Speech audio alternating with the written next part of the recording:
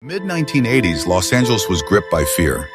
Homes were no longer safe, and darkness hid a predator whose crimes were as shocking as they were brutal. His name, Richard Ramirez, the Night Stalker. Between 1984 and 1985, Ramirez terrorized Southern California, breaking into homes at night, murdering, raping, and torturing his victims. His spree would become one of the most infamous in American criminal history. Richard Ramirez was born Ricardo Leyva Munoz Ramirez on February 29, 1960, in El Paso, Texas. His early life was troubled. His father was abusive, and Ramirez was exposed to extreme violence at a young age, including witnessing his cousin's gruesome death. By his teenage years, Ramirez had developed a fascination with Satanism, violence, and drugs. He moved to California in the late 1970s, where his criminal behavior escalated. From petty theft to more serious crimes, Ramirez's killing spree began in 1984. He would sneak into homes at night, often through unlocked doors or windows. His victims were men, women, and children, ranging in age from 9 to 83. He killed without pattern, which made him nearly impossible to predict. Ramirez's methods were brutal and sadistic. He often used guns, knives, and blunt objects, sometimes leaving symbols of Satanism at the crime scenes. Witnesses reported a man with long hair, sometimes wearing a baseball cap, and always with an air of menace.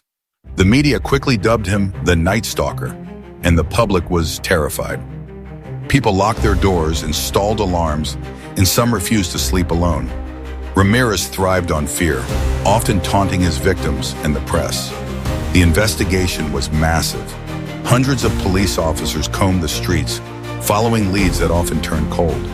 Fingerprints, footprints, and eyewitness accounts slowly narrowed down the suspect.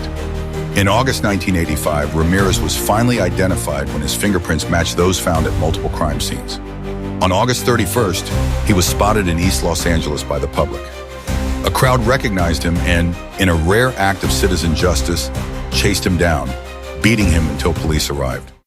Ramirez was arrested and taken into custody. Ramirez's trial began in 1988. The prosecution presented overwhelming evidence, fingerprints, eyewitnesses, and the horrifying accounts of survivors. Ramirez showed no remorse, often taunting the court and flashing a pentagram on his hand. In 1989, he was convicted of 13 murders, 5 attempted murders, 11 sexual assaults, and 14 burglaries. He was sentenced to death and spent the rest of his life on death row at San Quentin State Prison. The Night Stalker's story is a chilling reminder that evil can walk among us, unnoticed, until it strikes. Richard Ramirez may be gone, but his legacy of terror remains in the annals of true crime history. If you found this story chilling, remember, vigilance and awareness can be the difference between safety and danger. Stay safe and remember the victims of Richard Ramirez, whose voices demand to be remembered.